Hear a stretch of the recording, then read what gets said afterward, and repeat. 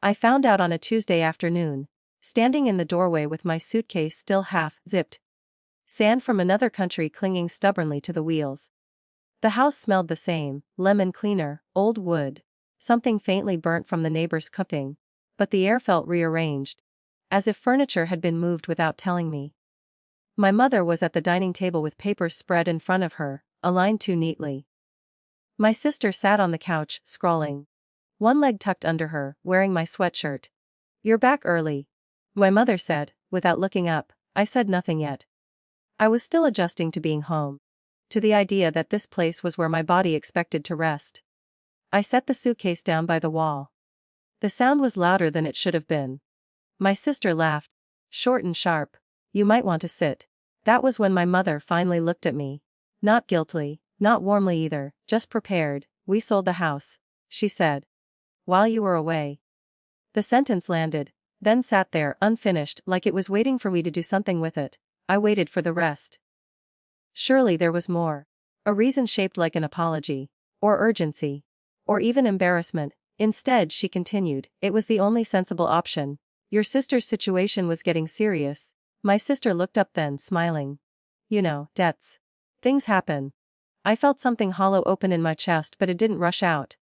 It stayed contained, like air behind glass. "How?" I asked. It came out quieter than I intended. My mother gestured to the papers. "The Marcus, we couldn't wait. The buyer moves fast." "We," I repeated. My sister leaned forward, elbows on knees. "Don't be dramatic. You were gone. Someone had to act." I understood slowly what they were telling me. Not just that the house was sold, but that it had been framed as inevitable.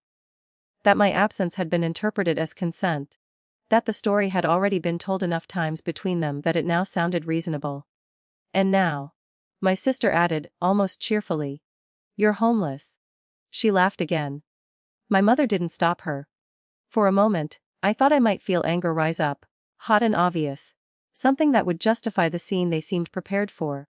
But instead, I felt an odd calm, the kind that arrives when a long, quiet suspicion finally confirms itself. I looked around the room. The framed photos. The rug I paid to have cleaned. The crack in the wall near the window I'd been meaning to fix. I smiled. It wasn't a big smile. It surprised even me. Just a small lift at the corner of my mouth. My sister noticed immediately. "What's so funny?" she snapped. My mother's pen paused midair. "This isn't a joke." I didn't answer right away. I picked up my suitcase again, rolled it a few inches to the side, then set it down more carefully this time. "I'll be in my room," I said. "For now." They watched me walk away like they expected me to turn around and beg. Or yell. Or collapse. When I didn't, I felt their confusion trail behind me down the hallway. The door closed softly. I sat on the edge of the bed, still fully dressed, and let the quiet do its work. I thought about the day I bought the house. How my mother had insisted her name be included. For simplicity. How the lawyer had explained the structure twice, slowly, while my sister checked her phone.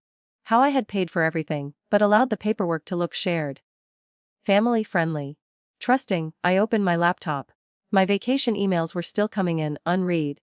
Among them was one I hadn't noticed before, sent the day after the supposed sale.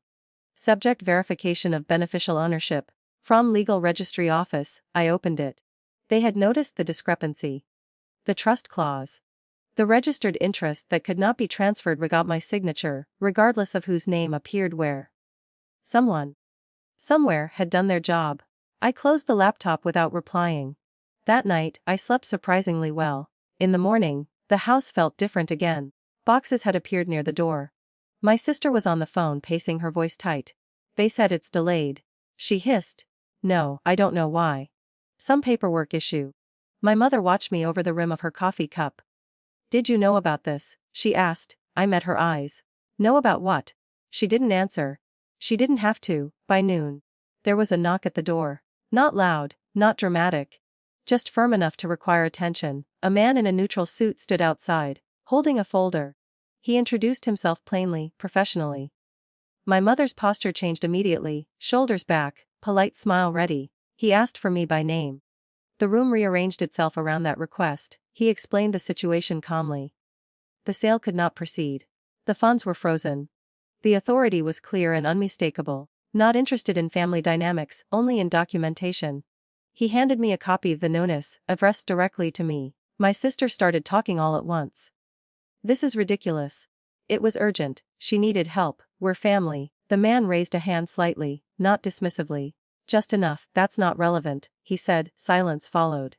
Heavy, instructive silence. When he left, my mother sat down slowly. My sister stared at the floor. No one looked at me. I didn't gloat. There was nothing sharp in me anymore. Just a steady sense of having stepped back into my own outline. I'll be staying elsewhere for a while, I said. The house situation will resolve. One way or another. My mother opened her mouth, then closed it again. I packed that afternoon. Only what I needed. I paused at the door, took one last look around, not with nostalgia, but with clarity. They had mistaken my quiet for weakness. My trust for absence. My love for ownership. Outside, the air felt lighter. I walked away without celebration. Without forgiveness, without revenge. Just with my dignity intact, and the knowledge that some power doesn't announce itself. It waits.